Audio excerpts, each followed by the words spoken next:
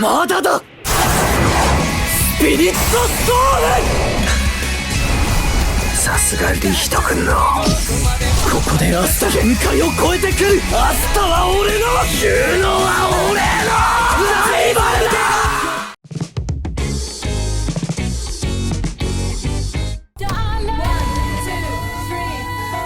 초능력자라는 조금 오래된 소재에 빈말로도 잘 그렸다고 보기 힘든 그림체를 가진 특이한 만화 모브사이코 100. 하지만 원작자 원의 특유의 연출 능력과 본제의 수려한 작화 버프를 받아 상당히 화제가 됐던 작품인데요.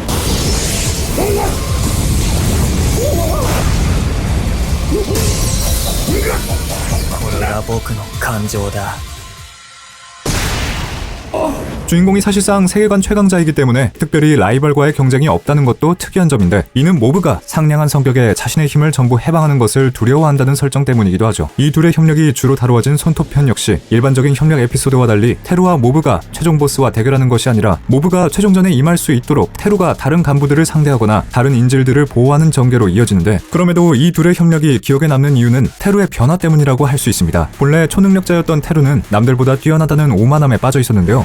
この世界の中心なんだよ。お前の力を見せてみろ。事故が起きるってば。お前わざとやっただろ。殺す。 그러나 자신보다 훨씬 압도적인 모브에게 참교육을 당한 뒤에는 오히려 자신을 되돌아보는 것은 물론 좋은 의미로 모브를 넘어서려는 캐릭터가 됩니다. 그리고 실제로 힘이 넘사벽이라 진지하게 넘어서진 못하지만 그런 변화로 인해 호감 가는 캐릭터가 되죠. 我々は特別な存在だ。僕は影山君を知ってるからだ。全員早く逃げた方がいい。彼には一生勝てないよ。これを機に夢から覚めたらどうなんだ。 이 둘의 데뷔 역시 상당히 흥미로운 포인트라고 할 수 있는데요. 얼굴도 잘생기고 인기도 많은 테루와 얼굴 평범해 눈에 잘 띄지도 않는 아싸 모브. 전투 방식 역시 압도적인 출력보다는 노하우로 인한 테크닉 위주의 테루, 압도적인 힘으로 그저 찍어 누르는 모브라는 데뷔도 재밌습니다. そろそろおしまいですね。驚きましたね。世界一の自負があるのですが。あんたも凡人なんだな。 조금 오래된 소재의 독특한 캐릭터와 전개가 특징이었던 만큼 적이었던 두 사람의 협력도 정석과는 거리가 멀었지만 또 그만큼 색다른 묘미가 있었던 것 같네요. 意識が戻った。掘り起こしましょう。たまげたな。あまり遠い存在にならないでくれよ。これでもライバルだと思ってるんだ。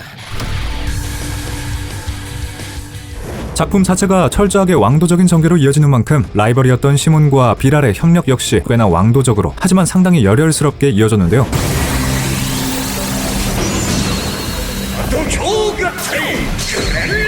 한때는 수인들의 지휘관으로서 활약했던 비랄은 첫 조우했을 때 투구를 뺏기는 건 물론 철저하게 털렸는데요. 그 이후 어떻게든 복수하려고 여러 상관들을 모셔가며 도전하지만 매번 털리는 것은 물론 모시고 있던 상관들까지 줄줄이 사망하는 지경에 이르게 되죠. 결국 수인들의 왕이었던 나선왕 로제놈까지 패배하게 된 뒤 갈 길을 잃게 된 비랄은 여전히 지하에 남고 싶어했던 인간들을 지키며 필사적으로 신정부에 저항했는데요. 이후 결국 신정부에 의해서 체포되게 됐죠.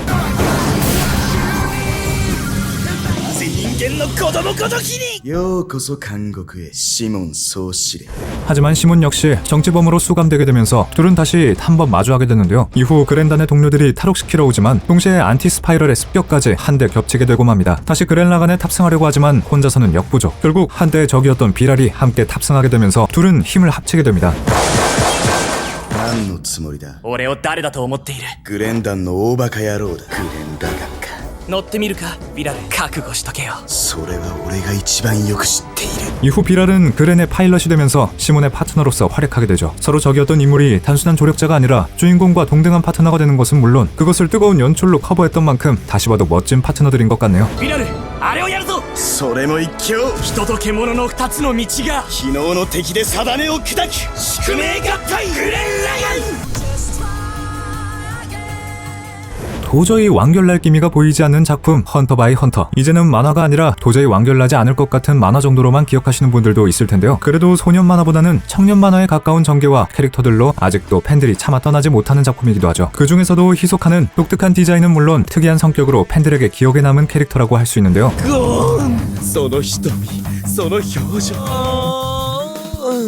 怖い。したい 보통은 주인공을 강하게 해서 쓰러뜨리겠다는 전형적인 전투광 속성이 엿보이지만 이 캐릭터의 남다른 특징이라면 뭐라 해도 역시 변태에 가까운 광기라고 할 수 있죠. 그런 히소카였기에 곤과 협력하던 에피소드도 꽤 특이했는데요. 게임 클리어를 위해 카드를 모으던 곤과 키르아, 어떻게든 강한 팀원을 구해야 하던 상황에서 곤 일행은 히소카를 만나게 되는데요. 히소카가 상당히 위험한 인물이긴 했지만 마침 실력 있는 팀원이 필요했기에 곤은 히소카를 팀으로 영입합니다.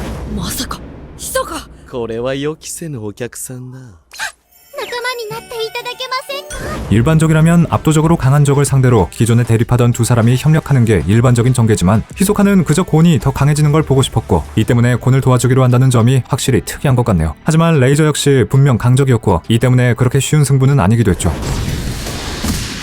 さてと反撃開始だ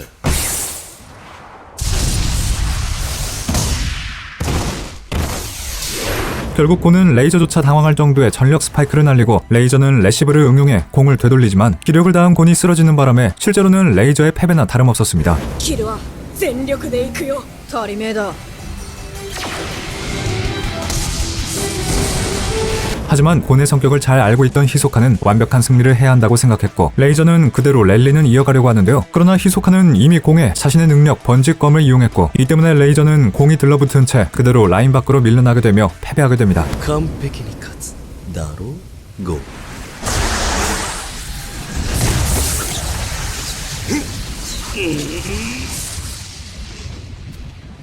여러모로 기존의 전개와는 다른 독특한 흐름은 물론 의리라고 봐야 할지 집착이라고 봐야 할지 알 수 없는 히소카의 배려까지 적과 아군의 협력이라는 카타르시스는 조금 약한 대신 히소카라는 독특한 캐릭터의 매력과 어떻게 전개될지 모를 내용으로 상당히 흥미로웠던 것 같네요. ヒソカが決めてくれたんだみんなの力があったからだよ 주술회전에서 적이었던 캐릭터가 아군으로 돌아서는 에피소드라면 바로 이타도리와 토도의 협력일 것 같네요. 타 학교 학생으로서 자매 학교 간의 교류회에 참가했지만 스쿠나의 그릇인 이타도리를 그냥 미리 죽여버리기로 했던 교토 학교. 그러나 토도는 이타도리의 여자 취향이 자신과 같다는 이유로 베스트 프렌드라고 생각합니다. 아니 기억까지 왜곡해서요. どんな女がタイプだ女のタイプ強いて言うならジェニファー・ローレンスとか 이후 이타도리를 죽이려는 학생들을 손대지 못하게 한 뒤 이타도리와 1대1로 붙는 토도. 이타도리의 재능과 센스에 감탄하면서도 그가 가진 좋지 못한 습관 등을 고쳐주면서 그를 도와주게 되는데요. 言ったよな邪魔をすれば殺すとマイフレンドそれはお前の悪癖だな弱いままでいいのか 이 둘의 기묘한 협력은 하나미와의 협공에서 더 빛을 발합니다. 갑작스럽게 학생들을 습격한 하나미. 특급 주령답게 토게, 노리토시, 메구미의 협력에도 제대로 된 유효타 하나 입히지 못했죠. 마키 역시 난입해보지만 여전히 역부족이었던 그때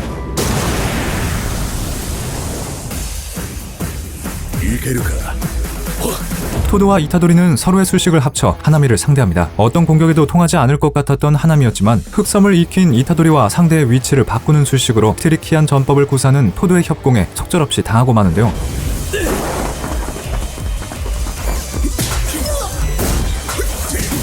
二人の体格差思考が鈍る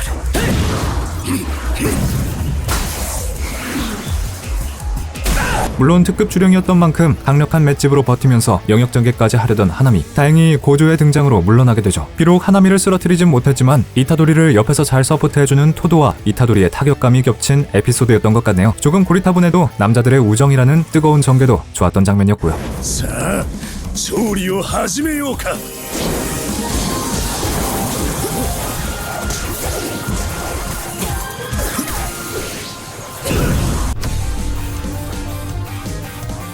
장르가 은혼이라고 설명하는 길 외에는 작품 전반을 설명하기 힘든 희대의 작품 은혼. 시도 때도 없이 터지는 화장실 개그와 색드립, 교훈이고 뭐고 아무것도 없는 개그. 그러면서도 진지할 때는 사무라이 활극과 휴먼 드라마로 거기에 거의 모든 캐릭터들이 버리기 아까울 정도로 매력적인 완성도를 자랑했는데요. 着いたぞてめえらなんか誇りっぽいやろここは深夜枠だそれではせーのギルガメッシュ 그중 타카스기는 한때는 동료지만 지금은 대립하는 사이라는 클리셰에 충실한 캐릭터로 이 작품에서 거의 유일하게 개그를 보이지 않는 일반적인 애니라면 평범했으나 은혼이기에 이질적인 매력으로 많은 인기를 끌었습니다. 타카스기는 주인공 긴토키, 가츠라, 사카모토와 더불어 본래는 천인들의 습격에 맞섰던 양이지사 사천왕 중 하나로 소요 선생 밑에서 함께 학문을 배운 동문이기도 했는데요.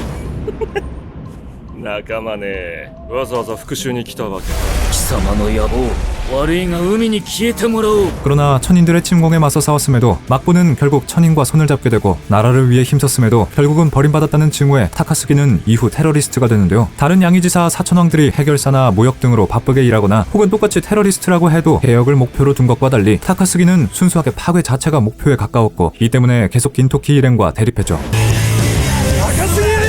せいぜい街でばったり会わねえよ気をつけるこった 하지만 아무리 그래도 동료였기에 양이 4인방의 나머지 멤버들은 위기에 빠진 타카스기를 구하기 위해 우주의 적 하루사메와 대적하게 되고 왜 그토록 일그러졌는지 타카스기의 진위를 알게 되면서 오랜만에 4명이 모여 전투를 벌입니다. 작품 내내 대립하는 건 물론 전설로만 알려졌던 4명이 한데 모여 보여준 압도적인 전투력. 하루사메는 물론 흑막으로 있던 세력 나락마저 쓸어버리게 되죠.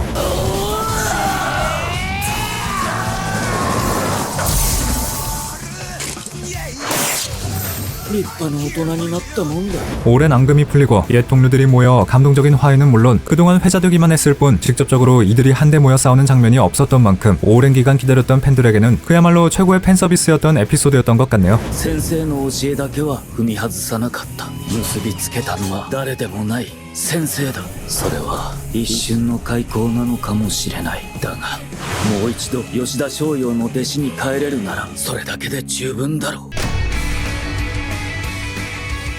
능력이 없는 주인공이 마법제가 되겠다는 어디서 많이 본 듯한 설정으로 인해 비판을 받았던 블랙클로버. 하지만 우직할 정도로 왕도적인 전개로 인기를 얻은 작품인데요. 주인공의 성격이 나루토를 연상하게 만들기도 했지만 재밌게도 아스타와 윤호의 관계는 나루토 사스케 콤비와 달리 선의의 라이벌이라는 것도 차별점이겠네요. 約束覚えてるか。もう絶対に泣かない。俺も魔法帝になる。ユノはアスタは俺のライバルだ。 선의의 라이벌이라고 해도 엄연히 경쟁하며 상대를 쓰러뜨리겠다고 생각하는 두 사람. 그런 둘이기에 힘을 합치는 에피소드에서 카타르시스를 느낄 수 있었는데요. 특히 팬들이 꼽는 대표적인 협력 에피소드라면 역시 엘프 편이었던 것 같죠. 貴様は我々の仲間ではない。貴様ら人間を絶対に許さない。いつものお二人ではありません。まるで別人。 사실상 일부의 메인 빌런이라고 볼 수 있는 건 파토리인데요. 그리고 일부 클라이맥스에 이르렀을 때 마침내 파토리의 계략으로 봉인된 엘프들이 깨어나게 되는데요. 이 과정에서 금색의 여명단 멤버들은 물론 주인공이 소속된 검은 포구단에서도 엘프에게 빙의되는 불상사가 발생하고 맙니다. 윤호 역시 예외가 아니었지만 おいユノユノ。死にだきゃ死ね。俺は魔法帝になる。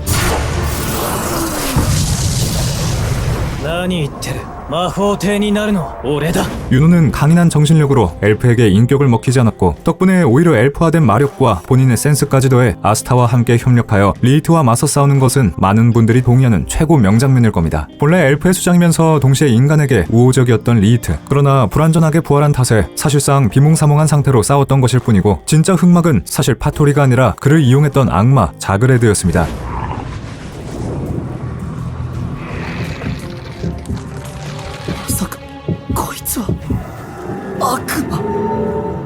그렇게 리히트까지 협력하게 되고 이 과정에서 윤호와 아스타의 파워업 이벤트까지 모두 어디서 본 정석적인 전개이긴 했지만 요즘에는 이런 왕도물이 부쩍 줄었던 만큼 상당히 카타르시스를 느끼게 했던 것 같네요. 何いつまでもチンタラやってんだ。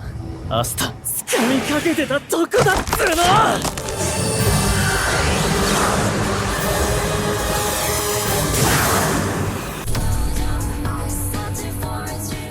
이번에는 적이라고 하기에는 조금 애매하지만 살짝 안 맞았던 두 사람이 협력하는 장면입니다. 바로 리제로의 스바루와 율리우스입니다. そうしよう。君の目で私が切る我が友。夏木スマイ。 사실 스바루와 율리우스는 적이라고 보기에는 다소 애매한데요. 이는 일반적인 적 캐릭터들과 달리 스바루 쪽에서 일방적으로 시비를 걸었던 게 원인이기 때문이죠. 게다가 기사의 프라이드까지 스바루가 너무 생각 없이 긁어버리기까지 해서 사실 율리우스 입장에서는 빡칠만 했습니다. ユーリウスこんなことはやめるべきだ。いや、ことは私だけの問題ではない。では始めようか。 그럼에도 필요 이상으로 보복하지 않고 적당히 털어두고 끝내는 등 꽤 신사적인 측면이 보이는데요. 이후 4번째와 5번째 루프에 이르러 두 사람은 페텔기우스와 대립하게 되는데 강력한 두 사람이었지만 페텔기우스 앞에서 각자 한계가 드러나게 됩니다. 何を用意したのですか。天敵だよ。天敵とはまた随分と言ってくれるものか。 율리우스는 페텔기우스의 보이지 않는 손에 대응할 수 없었고 스바루는 페텔기우스의 보이지 않는 손을 볼 수 있었지만 정작 전투력이랄 게 없어서 대응 자체가 불가능했던 상황. 덕분에 이전 루트에서 스바루는 페텔기우스에게 카드에게 몸을 빼앗기기까지 했죠. 율리우스는 이를 파회하기 위해 고난도 마법 넥트를 시전합니다. 바로 시전자가 대상의 감각을 공유하는 마법인데요. 이를 통해 스바루의 시야를 공유하게 된 율리우스는 보이지 않는 손을 격파하게 되죠.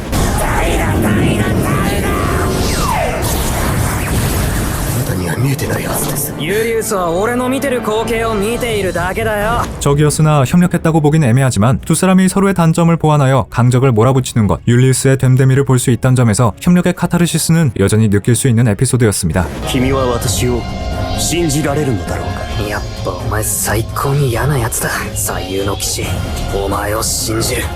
ならばそれに応えよう。 라이벌 캐릭터는 참 많지만 카이바만큼 기행이 넘치는 라이벌 캐릭터가 또 있었나 싶은데요. 고등학생이면서 카이바 코퍼레이션의 CEO를 맡고 있다는 얼핏 멋진 설정의 캐릭터 같죠. おめえは海馬コーポレーションの御曹司が一体何の用だい？ 하지만 그 실체는 카드를 표창처럼 던지기, 전용 제트기를 자기 최애 몬스터 모양으로 제작하기, 도시 전체를 카드 게임 무대로 삼기 등등 이 캐릭터의 기행을 뽑자면 끝이 없는데요. 특히 항상 가지고 다니는 묵직한 서류 가방에 있는 게 다름 아닌 카드라는 것도 1화부터 상당히 기행남으로 남기 좋았던 것 같습니다. 何？このカード全部と交換してくれ。 그런 기행 캐릭터답게 사실 일시적으로 협력했던 에피소드도 상당히 비범했는데요. 레어 카드를 훔치거나 복제, 밀매하는 구울즈 소속의 레어 헌터, 빛의 가면과 어둠의 가면 콤비. 이들은 듀얼 만능주의 세계관답게 카이바와 유이에게 듀얼을 하도록 종용하고 이에 카이바와 유이 둘 다 듀얼에 임합니다. トラップカード発動。生贄風の仮面。海馬のブラッドボルスを攻撃。 물론 서로 성향이 반대였던 데다가 서로의 덱을 태그 듀얼용으로 조정하지 않았던 터라 태그 듀얼을 위해 준비했던 빛의 가면, 어둠의 가면 콤비에게 속수무책으로 당하게 됩니다. 그러나 서로 협력하여 푸른 눈의 백룡을 소환해내거나 백룡이 격파한 뒤에도 신의 카드 오벨리스크를 소환, 그대로 피니쉬를 따내죠. 行くぜ海馬。死者蘇生。ブルーアイズホワイトドラゴン生還。神よ降臨せよ。オベリスクの巨神兵よ。 하지만 이후에도 카이바는 여전히 유이가 주장한 유대의 힘을 무시합니다. 유희와 달리 상대의 긍지고 나발이고 철저하게 짓밟으려는 것도 카이바답다면 카이바답네요. 俺は納得がゆかんな。あいつに地獄を拝ませてやる。これ以上の追い打ちはデュエリストの誇りに傷をつけるぜ。 최악의 라이벌이 서로 협력하는 전개임에도 카이바의 특이한 성격으로 라이벌이 나름대로 주인공을 인정하고 아군이 된다는 클리셰를 완전히 무시하고 정말로 일시적인 협력에서 남았다는 점에서 카이바라는 캐릭터의 매력과 기행이 엿보였던 것 같네요. 물론 그 이후에 빚을 갚으려는 나름대로 의리 있는 모습도 멋졌고요. ヘリに乗れ遊戯。借りを作ったままにしておくのは俺の主義ではないか。 애증으로 얼룩진 소꿉친구 미도리아와 바쿠고, 이 둘의 관계는 원작 후반부에서야 비로소 온전히 화해하게 되는데 사실상 또 다른 최종화이자 평행 세계를 다루고 있는 극장판 히어로즈 라이징에서도 비슷한 전개로 이루어집니다. 극장판의 최종 보스이자 강대한 기상 조작 능력을 지닌 나인, 강대한 능력이었던 만큼 사용하면 세포가 사멸된다는 리스크를 안고 있었던 그는 닥터의 시술을 받아 횟수 제한이 있는 일종의 약화된 올포원을 지니게 되는데요. 10%戦闘類でせーな。 奪う価値がある。 A반의 도움으로 빌런을 분산하고 어떻게든 번개 공격까지 방어한 미도리아와 바쿠고, 둘의 연계로 나인을 몰아붙이지만 결국 전력을 보이기 시작한 나인 앞에서는 팔을 희생한 100% 원포홀로도 역부족이었습니다. 결국 최후의 수단을 정하기로 한 미도리아, 그건 원포홀을 양도하는 것이었죠. 方が一つだけ。私の個性は力を譲渡する個性。守る方法が勝つ方法が。 원포홀은 양도해도 전임자의 몸에 잔재가 남는다는 것을 이용한 전략이었는데요. 그렇게 한때는 학교폭력 가해자이자 피해자, 동시에 라이벌이기도 했던 두 사람은 세계관 최강의 힘을 100% 발휘하는 것으로 나인을 몰아붙입니다. 이때 원포홀 100%의 힘으로 생긴 섬의 몇 배나 되는 거대한 회오리는 보는 것만으로도 전율이 일게하는 장면이었죠. 2つのワンホール。これで勝つ。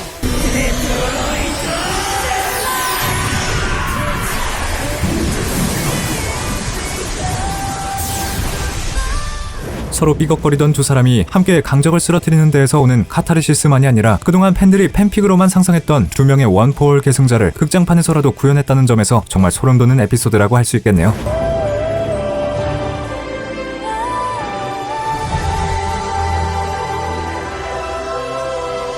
れが僕の放つ最後の手だ。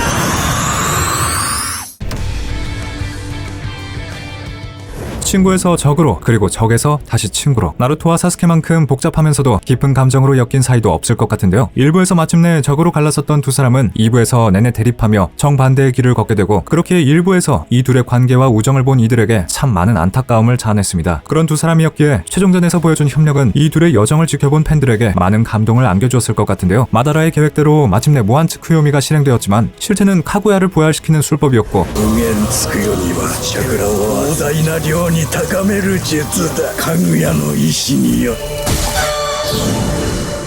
안 그래도 무한츠쿠요미에 모두가 당해 싸울 사람도 별로 없는 와중에 카구야에게는 엄청난 양의 차크라가 있어 어차피 누가 남아있더라도 상대하기조차 버거웠던 상황. 하지만 하구로모에게 힘을 받은 나루토와 사스케가 능력을 각성한 덕에 이 둘만이 카구야와 대치하게 되는데요. 前を見ろナルト。俺とお前どちらか一方が死んだとしてもこの世は終わりだ。俺たちは何があっても死ぬわけにはいかん。この意味わかるな。 나루토의 에로 변신술 역할엠 버전에 당해 한 차례 당하기도 했지만 그래도 역시나 최종 보스답게 점점 나루토와 사스케를 몰아붙입니다. 다행히 오비토 덕분에 위기의 순간을 모면하고 카구야가 검은 재치를 잃게 되면서 전세는 바뀌게 됩니다.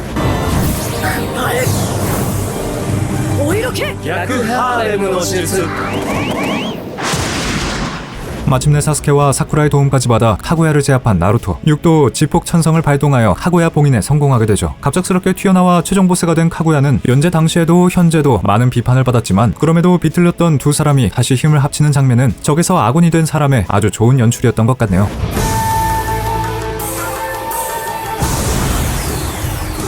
今だ行くぞ自爆転生。このチャクラの祖であるわらわが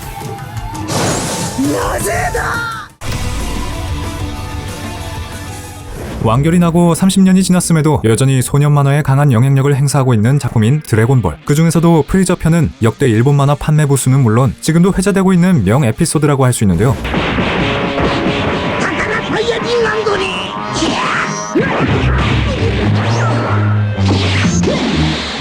이런 인기로 후속작 드래곤볼 슈퍼가 제작되었지만 작화 붕괴 및 기존 캐릭터 붕괴 등으로 많은 비판을 받았죠. 그러나 애니메이션 마지막 우주 서바이벌 편에 이르러 손오공과 프리저가 콤비가 되는 전개부터 작화가 회복되기 시작했고 최종전이라 할 수 있는 지렌과의 대결은 지금도 많은 분들이 손꼽는 장면이 되었습니다. 天宇宙最強との戦いが 대결을 펼쳐 만약 패배하게 되면 우주 전체가 삭제되는 우주 서바이벌. 토너먼트가 아닌 배틀로얄 방식의 대결로 여러 적들을 만나는 7우주 일행들. 프리저 역시 자신의 우주가 파괴되지 않게 하기 위해 대회에 참가하게 되지만 대회 후반부에 파괴신을 넘는 힘을 가지고 있다는 지렌은 여전히 건재했죠.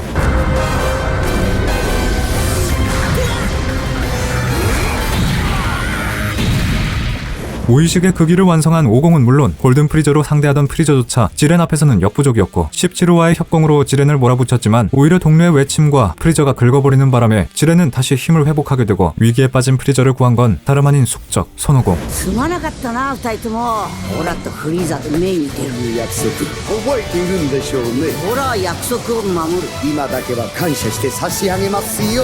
이후 프리저가 약속을 지킨다면 똑같이 프리저가 죽더라도 살리겠다는 오공의 약속에 프리저는 마음을 다잡고 진심으로 오공과 환상의 콤비 플레이를 보여주는데요. 둘의 협공에도 지렌의 저항은 쉽지 않았지만 결국 오공과 프리저의 합세로 인해 둘은 지렌을 링 밖으로 떨어뜨리게 되고 자동적으로 17호가 최종 우승자가 되어 제7우주는 무사히 승리하게 됩니다.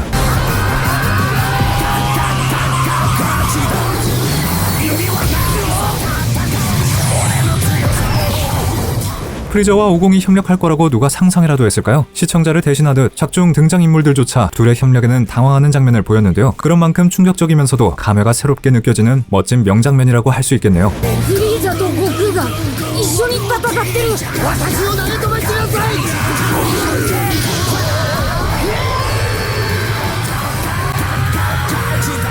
자, 이렇게 오늘은 적 혹은 라이벌이었으나 동료로 협력하는 에피소드를 모아봤습니다. 참신한 전개도 있었고 괜히 뜨거워지는 전개도 있었던 것 같은데요. 여러분은 어떤 에피소드가 가장 마음에 들었나요? 혹 다른 에피소드가 생각난다면 알려주세요.